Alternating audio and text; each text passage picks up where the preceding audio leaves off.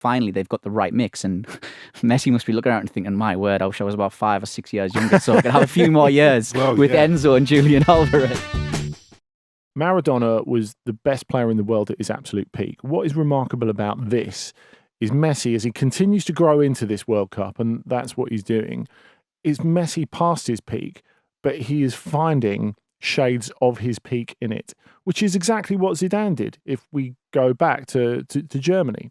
Because Zidane, as I've said elsewhere, was on the way down, sort of gradually moving towards retirement for the 18 months before the World Cup. He wasn't playing brilliantly for Real Madrid. He wasn't playing his absolute best for Real Madrid.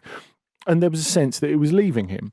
And then at the World Cup, particularly as you get in the knockout stages, Zidane says, this is my moment. This is my tournament. I'm taking it on. And that's what happens. I think as well, what we have to appreciate, and I think when we have the greatest of the game, we assume success is one straight line. I think we miss some of the nuance and some of the work and some of the thought that goes in. And I think we'll do that again when we look at the assist of the tournament. And no matter what happens in the rest of the tournament, the assist for the Julian Alvarez goal, second Julian Alvarez goal, will be the assist of the tournament by Messi. And bear in mind that he already had that incredible assist for Molina against the Dutch. This will be the assist of the tournament. And it's partly contextual because he takes the best centre-half of the tournament in Joshua Gvardiol, chews him up, spits him out, says, you may be the future, but I'm still the present. And there is something very symbolic about it. But also, David, there's something symbolic about the way that Messi does it, because success isn't a straight line. He has changed. He has evolved. And I think when it's always put in a context of Messi versus Ronaldo, isn't it?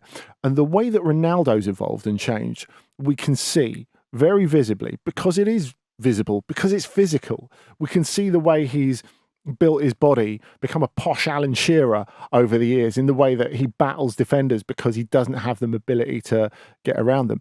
But with Messi, you see that dribble. And I guess in other contexts, you look at it as impudence, the way he beats him once and then stops and then beats him again. But it's because he can't do a 40-yard straight dribble anymore. He hasn't got the legs to do it. It's almost like a hesi move in basketball, a hesitation, the way you stop. And when you stop, you get the defender to stop, you catch him on his heels, and then you go again. So he's turned a disadvantage to an advantage. It's like those penalties when they do the hop, skip and a jump, and a stop. And exactly. The goalkeeper's like, oh, shall I move now? Shall I move then? He's picked his moments really carefully, I think, in this tournament as well. He doesn't need to be charging around. He never really has anywhere.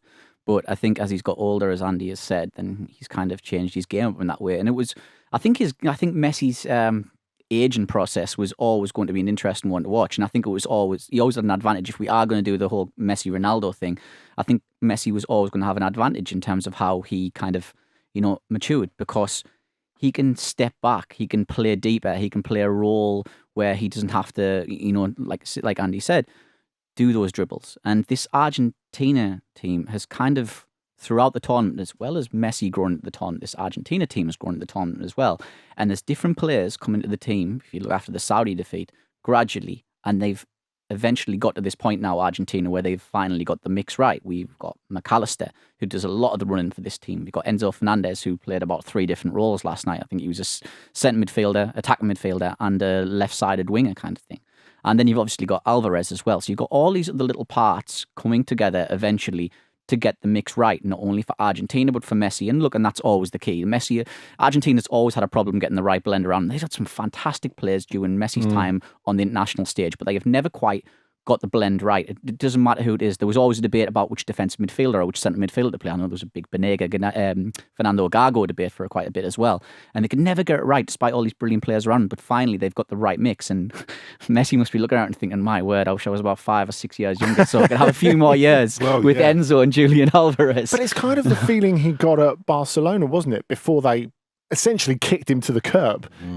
That last 6 months, Koeman, when Pedri and Gavi start to become important, Messi sees something building around him and he thinks, actually, I can see a future here. Why didn't this happen before? Why wasn't? Because if you look, I thought Barcelona handled the decline of certain players really poorly. Iniesta, Xavi were kind of run to the ground, and there wasn't really a platform in place in terms of their replacements and how they are allowed to, I want to say, decline in peace, sort of thing. Just gradually be phased out in peace and play a role. And they were unfortunately weren't able to do that, and it almost hurt their legacies a little bit towards the end. And I think here Argentina have kind of avoided that basically by surrounding them with their best players.